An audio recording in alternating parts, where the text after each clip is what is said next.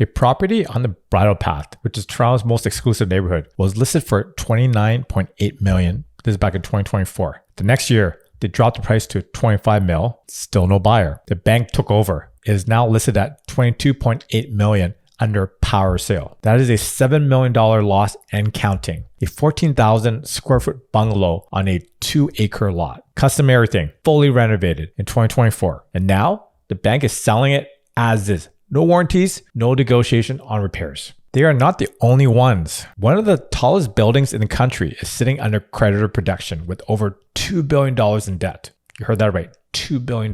Completed luxury towers have owners listing hundreds of thousands below what they paid, and they're still not getting any offers. I'm going to show you 3 case studies with hard numbers. Who got hit, how much they lost, and what this means if you're watching the Toronto market right now. Okay, let me start with the big picture. According to Urbanation and TRREB, new condo sales in the GTA hit a 35-year low in 2025. Only 714 new condos were sold in the city in the first 10 months. That is a 61% drop year over year. Construction starts. They fell from almost 19,000 units in 2023 to just over 9,000 in 2024. That's about a 51% collapse. And by Q1 of 2025, starts were running about 88% below the 10-year average. And since the start of 2024, at least 28 condo projects in Toronto, representing about 5,700 units, have been canceled, postponed, or put into receivership. In Q3 of 2025 alone,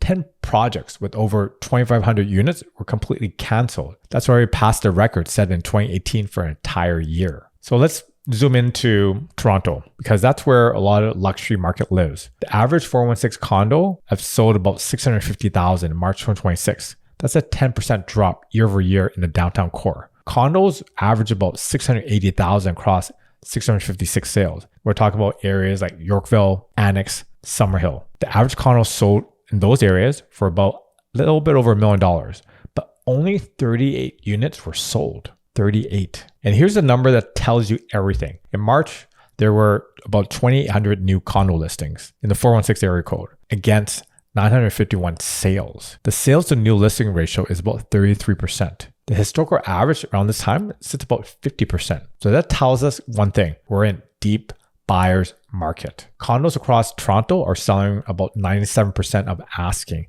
meaning that 3% below list price, and taking on average about 47 days to sell. And that's up from 36 days a year ago. On the detached side, Toronto Central averaged about 2.2 mil across 179 sales. But the luxury pockets are much higher. When we're talking about Roselle and Moore Park, they average about 4 mil. Bridle Path, York Mills, they average about 5 mil. And those are the neighborhoods this video is about. And the numbers are ugly. Let's talk about case study number 1.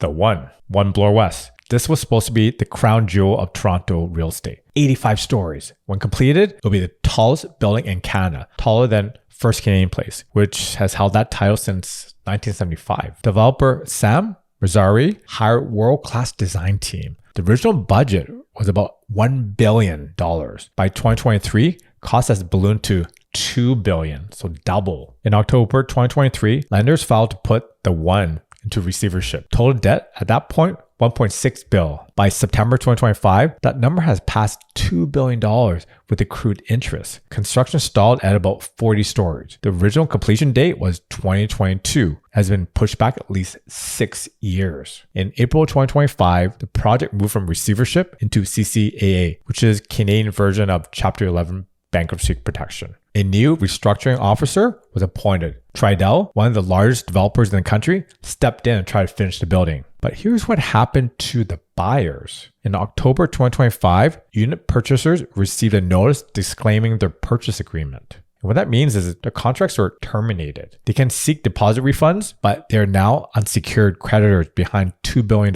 in secured debt. So the odds of getting that money back in full, it's not great. So he had buyers who had put deposits down years ago, expecting a luxury condo at Yonge and Bloor. Now they have nothing. The building's half built, developer is completely gone, and the deposits are in a legal queue behind billions. Let's talk about case study number 2, the Yorkville luxury resale market. Specifically, completed towers where owners are actually really living and are really losing money. Let me use the Four Seasons private residence at 50 Yorkville as an example. This is one of the most prestigious addresses in Toronto. We're talking about doorman, valet, 5-star service. In 2024, units here were selling about $2,600 per square foot. That's crazy, eh? Fast forward to 2026, that number has dropped to $2,400. That's a 9% decline in under 2 years. If you're finding this useful, take a second and subscribe. Most of the people watching this channel are not subscribed, and it helps me keep making videos just like this. Okay, let's get back to it. And those units, they're sitting. Average days on market,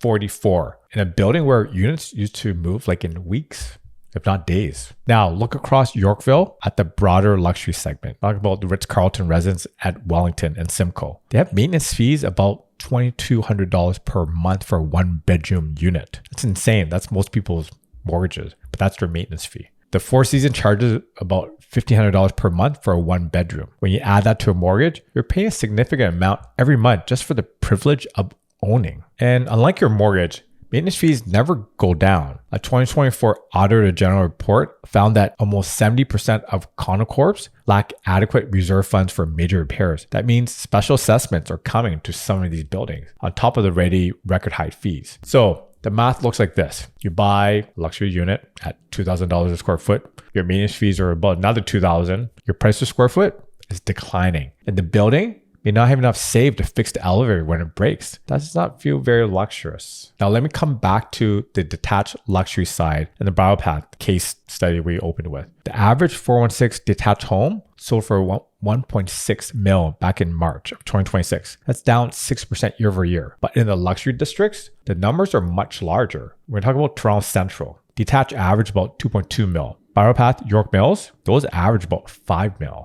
The Bridle Path, Toronto's most exclusive neighborhood. Median list price over $7.5 million. Drake lives here. The Saudi consulate is here. These are generational properties. The property at 40 Park Lane Circle that I mentioned in opening, power sale, $22.8 million.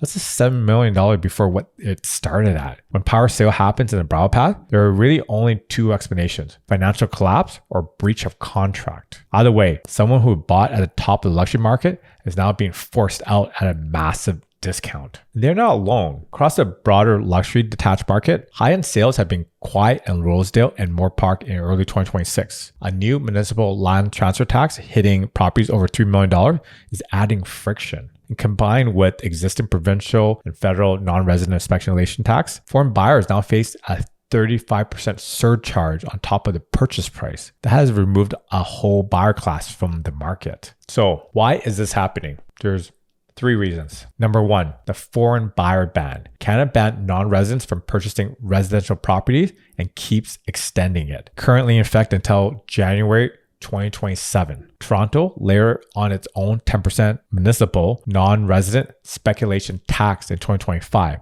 on top of the provincials. Foreign buyers now face a combined 35% penalty. Developers who designed their luxury towers for international audience lost up to 20% of the potential buyers overnight. Number 2, interest rates doubled borrowing costs. Even wealthy buyers finance their purchases. When your carrying costs on a $3 million condo doubles, the math changes. And investors who made up over half the pre-con market pull back completely. Number 3, the product does not match the price. This is the same problem in Vancouver is having right now. Luxury towers promise $2,000 a square foot living, but what you actually get is a wall kitchen with no island, a living room that barely fits a sofa and a TV. Maintenance fees higher than most people's car payments. Amenities that look great in the presentation center, but cost you every month whether you use them or not. So when buyers can actually walk through a finished unit and compare it to a building 1 block away, charging $1,000 or $1,200 per square foot, the premium collapse. That's exactly what's happening on the resale market right